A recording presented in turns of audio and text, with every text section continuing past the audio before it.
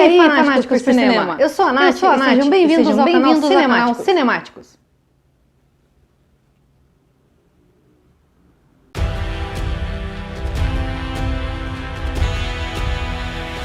Aqui a gente vai falar sobre aqueles filmes que a gente adora, mas que às vezes dá vontade de fechar os olhos de tanta vergonha alheia. Se você pensa de uma forma diferente, não tem problema, comenta aqui embaixo, ok? Bora lá! Um filme que com certeza é ruim, tem cortes estranhos e uma história que não é muito boa. Um filme que com certeza é bom, tem uma história interessante e boas cenas de ação. Um filme que pode ser considerado um dos precursores dos filmes de heróis. Mesmo sendo ruim, tem os seus encantos. Mesmo sendo bom, tem os seus problemas. É ruim, é bom. Ruim? Mas o que está acontecendo aqui? Que bagunça é essa? Não sei. Eu tô falando que o filme é ruim, mas ela fica falando que é bom. Mas o filme é bom e ela fica insistindo que é ruim. Ah, agora eu entendi. Você tá certa. Você também tá certa. Gente, eu vou explicar o porquê de toda essa bagunça. O filme de hoje é Demolidor, o Homem Sem Medo. A história é baseada nas HQs do personagem Demolidor, criado por Stan Lee, Bill Everett e Frank Miller. Matt Murdock, um advogado que ficou cego por causa de um acidente na infância, desenvolve todos os outros sentidos de uma forma quase sobrenatural. Ele então resolve usar essas habilidades extraordinárias para lutar contra os criminosos que a justiça comum não consegue deter. O filme Demolidor foi lançado em 2003, teve um orçamento de 78 milhões de dólares e arrecadou quase 180 milhões mundialmente. Foi um bom faturamento na época, porém ele não foi bem aceito pelos críticos e muito menos pelo público. Tem uma avaliação de 44% dos críticos e 35% do público no Rotten Tomatoes. Mas isso não lembra o filme do Fundo do Mar do outro vídeo? É, eu sei. Paciência, tudo vai fazer sentido no final. A ideia básica do filme é interessante. Ele começa pelo fim, e a gente é levado ao começo da história através das memórias do Matt, enquanto ele vai fazendo uma narração em off. É um recurso interessante que lembra as HQs. Aliás, o filme deixa claro o tempo todo que a origem dele é nas histórias em quadrinhos. O formato das cenas, a narrativa, a passagem entre as cenas mostrando a cidade, toda a estrutura do filme faz ele parecer uma HQ. Funciona bem em alguns momentos, porém em outros acaba ficando meio esquisito, como na cena de apresentação do Demolidor. É legal, mas ao mesmo tempo é vergonhosa, acaba ficando meio boba.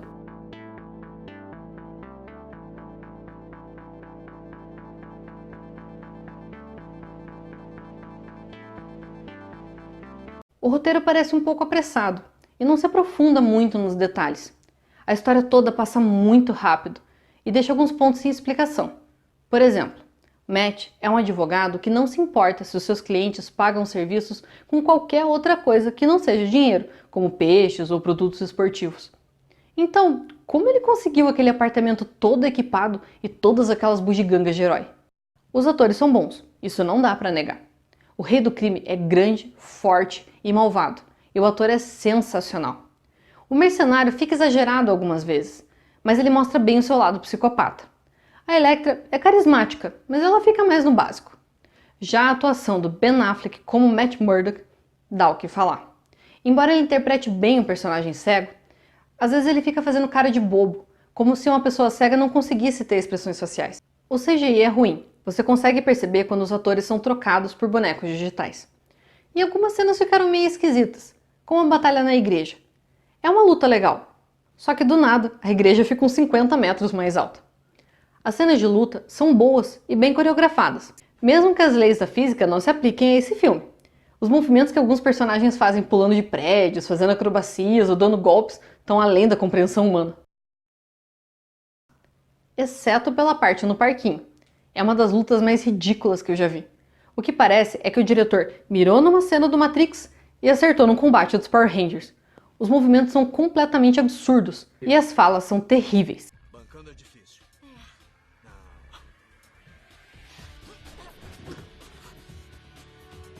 O que nos leva a outro ponto negativo: as frases de efeito.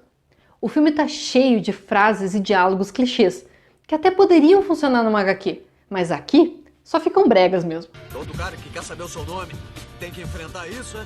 Tenta pedir o meu telefone. Como se mata um homem que não tem medo, colocando medo nele. Tudo bem. O filme é apressado, cheio de coincidências que só servem para facilitar o roteiro, e ele não se aprofunda nem no relacionamento entre os personagens e nem na trama principal do herói. Foca demais na parte amorosa entre o Matt e a Elektra, e acaba deixando a ação e a parte investigativa de lado, o que torna ele raso e quase infantil. Ah, então eu tava certa e o filme é ruim.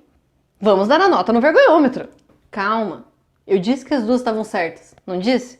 O que acontece é que esse filme tem outra versão, a versão do diretor, que tem 30 minutos a mais e é definitivamente muito melhor do que a versão que foi aos cinemas. E eu só fui descobrir isso agora, quando fui rever o filme. Nessa versão, o enredo tem tempo para trabalhar melhor e se aprofundar mais nos personagens. Claro, ele continua com alguns problemas da versão que foi aos cinemas, como o CGI ruim, as falas clichês e o fato de que algumas cenas ficariam melhores num gibi do que num filme. Porém, ele conserta algumas falhas importantes. O foco do filme deixa de ser o romance e passa a ser a ação e o lado mais sombrio do herói. Algumas cenas de luta são mais bem montadas e vários diálogos são mais elaborados, melhor desenvolvidos, o que acrescenta alguns detalhes e situações que se encaixam melhor na história. Algumas conversas entre o Matt e o sócio dele, o Fog Nelson, são hilárias e cheias de referências. Existe uma subtrama muito bem trabalhada e que envolve personagens que nem existiam na versão original. O relacionamento do Matt com o pai dele, a batalha interna para saber se ele está fazendo a coisa certa, a investigação que vai lentamente levando a identidade do rei do crime, tudo isso ajuda a tornar o filme mais profundo e cativante. Os personagens são melhor trabalhados. O Demolidor mostra como ele pode ser malvado, perseguindo e matando os bandidos sem remorsos. O rei do crime fica ainda melhor e mais cruel. E o mercenário transparece a sua psicopatia de uma forma impressionante. Ele continua um pouco exagerado, mas funciona. E o que falar da trilha sonora desse filme? É simplesmente espetacular, reunindo músicas de artistas como Evanescence, Seether, Nickelback e The Calling, que faziam muito sucesso na época do lançamento. Viu? Eu disse que o filme era bom! O filme lançado no cinema foi uma versão picotada e remendada de acordo com o gosto dos executivos, o que mostra o que uma boa história pode sofrer nas mãos de quem não entende do assunto. Porém, a versão estendida chegou para provar que Demolidor, o Homem Sem Medo, era muito melhor do que todos achavam inicialmente. Não é épico, mas é um ótimo filme, com personagens e uma trama interessantes, que foi injustamente julgado como uma porcaria. Considerando os altos e baixos do filme e a melhora considerável depois da versão do diretor, essa é, finalmente, a nota no nosso vergonhômetro.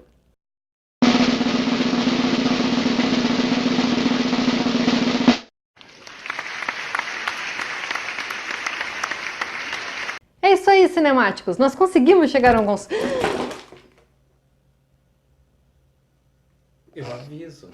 Eu juro que eu aviso. Mas a Desculpa. pessoa não consegue se Desculpa. controlar. Essa parte vai ficar legal de botar na gravação. Vai ficar uma É isso aí, cinemáticos! Chegamos a um consenso. Espero que vocês tenham gostado. Não esquece de deixar um like e se inscreve no canal. Todo domingo, 10h30 da manhã, tem vídeo novo. Valeu!